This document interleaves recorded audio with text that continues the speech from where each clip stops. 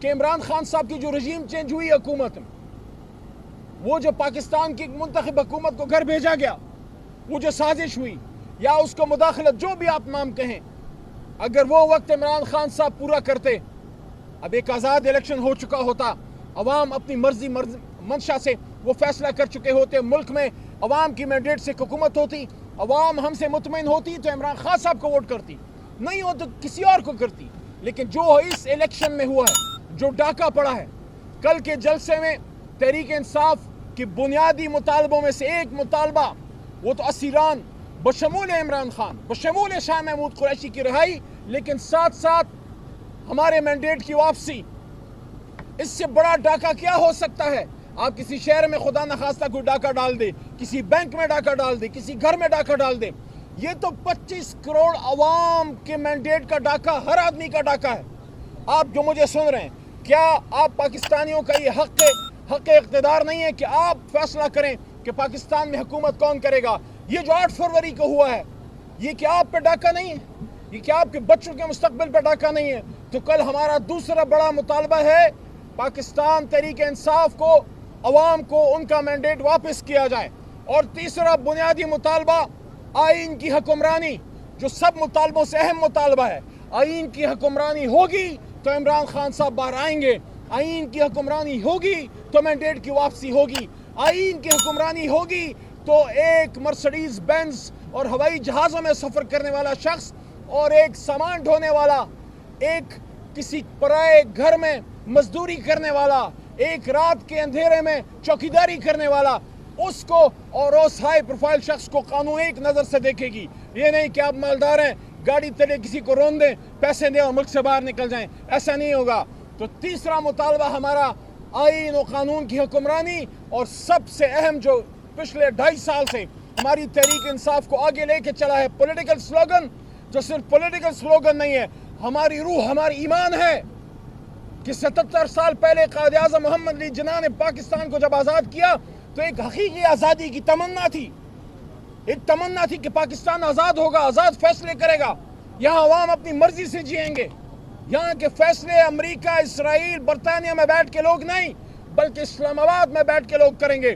تو حقیقی آزادی ہمارا اصل ٹارگٹ ہے کہ پاکستان وہ ملک بنے جو محمد علی جناح کا خواب تھا، اور جس کے لیے لاکھوں کروڑوں ہمارے جوانوں نے شہادتیں دی ہیں، جس میں کل 6 ستمبر کا دن گزرا ہے جب پاک فوج اور آرمڈ فورسز نے شہادتیں دی، پاکستانیوں نے بھی دی، عام پاکستانیوں نے بھی دی، لاہوریوں نے دی۔ جب 65 کو پاکستان کا دفاع ہو رہا تھا، عام لاہوری نکل کے وہ پاکستان فوج کے ساتھ شانہ بشانہ لڑتے تھے، اور 7 ستمبر کو جس طرح ایئر فورس نے شہادتیں دی۔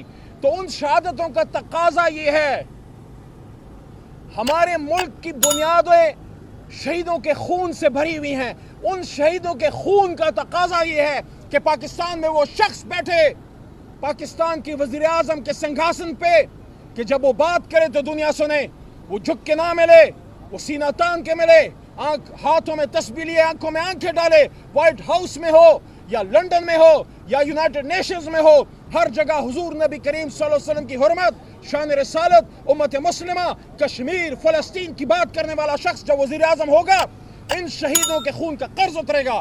لیکن اگر وہاں شہادتیں ہو رہی ہیں، جس طرح عام لوگ بھی شہید ہو رہے ہیں، خیبر پختونخوا میں، بلوچستان میں فوجی جوان شہید ہو رہے ہیں، ہمارے حساس اداروں کے لوگ بھی شہید ہو رہے ہیں، علماء، سیاستدان، سب، لیکن اگر آپ نے ایک غلامانہ ذہن والا شخص، ایک کمزور شخص جو اغیار کے سامنے دبتا ہے، جو اغیار کے سامنے جھکتا ہے، اس کو صدر یا وزیر اعظم بنا دیا، جو کرپٹ ہو، جو کمپرومائز ہو، تو پھر آپ کی یہ شہادتیں رائے گا جائیں گی۔ خدا نخواستہ آپ کو وہ شخص چاہیے جو علامہ کے اس شعر پہ کار فرما ہو، جو علامہ کے اس شعر پہ کار فرما ہو کہ خودی کو کر بلند اتنا کہ خدا بندے سے خود پوچھے بتا تیری رضا کیا ہے۔ اور ہم یہ ڈیمانڈ کرتے ہیں آج ایک بار پھر اڈیالہ جیل کے باہر، جب کل لاکھوں پاکستانی ایک پرامن جلسے کے لیے اسلام آباد کی طرف گامزن ہوں گے، ہمارے لیڈر عمران خان صاحب کو رہا کیا جائے، ان کو باہر لایا جائے۔ پاکستان کو اگر چلانا ہے، تمام سیاسی فورسز کو بیٹھ کے بات کرنی ہوگی، اور سب سے بڑی جماعت، سب سے بڑے لیڈر کو سائیڈ پہ رکھ کے پاکستان کے مسائل کا حل نہیں ہو سکتا۔ اس وقت پاکستان کو بے شمار مسائل کا سامنا ہے، अंदरूनी भी बैरूनी भी मईशत बैठ चुकी है। दुश्मन हमारे जड़ों की तरफ आ रहा है, हमारी बुनियादों को हिला रहा है, हमारे अंदर हमारा खून बह रहा है। हमारे आम लोग, सियासतदान, उलमा कराम, हमारे इदारों के लोग सब टारगेट पे हैं, सब निशाने पे हैं।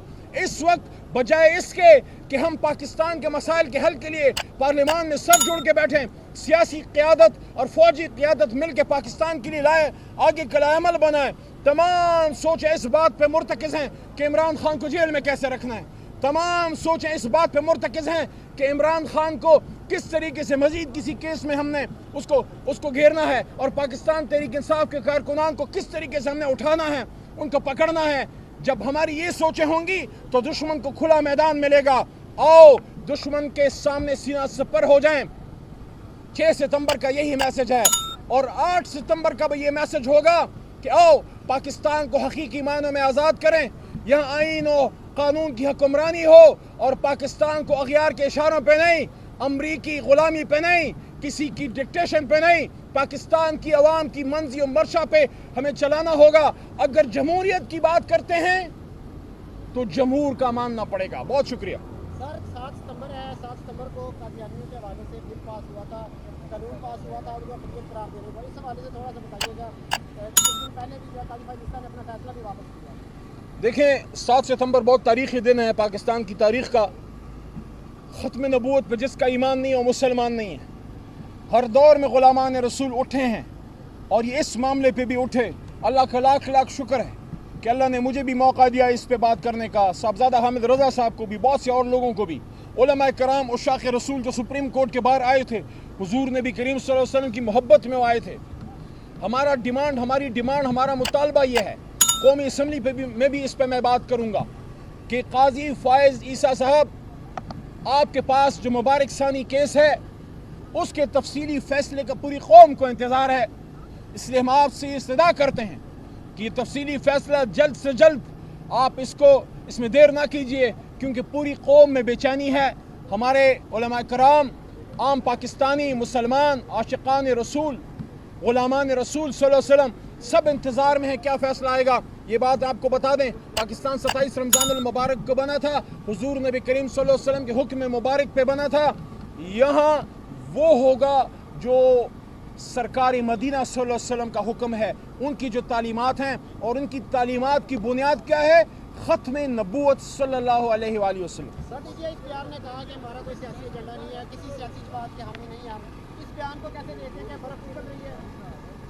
देखिए, डीजी साहब अगर कहते हैं कि सियासी एजेंडा नहीं है, तो इंसान का अमल उसकी बात की सपोर्ट करता है। उनका अमल ये साबित करेगा कि अब फैसले और हैं, अब बात सही सिमत चल पड़ी है। हम क्या चाहते हैं? हम तो कोई फेवर नहीं चाहते। हम तो ये कहते हैं कि हमारे इदारे हम सब के इदारे हैं। पाक फ़ौज है, नेवी है, एयर फोर्स है, पुलिस है, रेंजर है, हसास इदारे हैं। ये किसी सियासी जमात के नहीं होते, ये किसी हुकूमत के भी नहीं होते, ये पूरी कौम के होते हैं। आप अपना पेशेवराना किरदार अदा कीजिए, और सियासतदान आपस में मुकाबला करें। अवाम जिसको वोट दे वो हुकूमत करे, 5 साल बाद आके दोबारा इलेक्शन में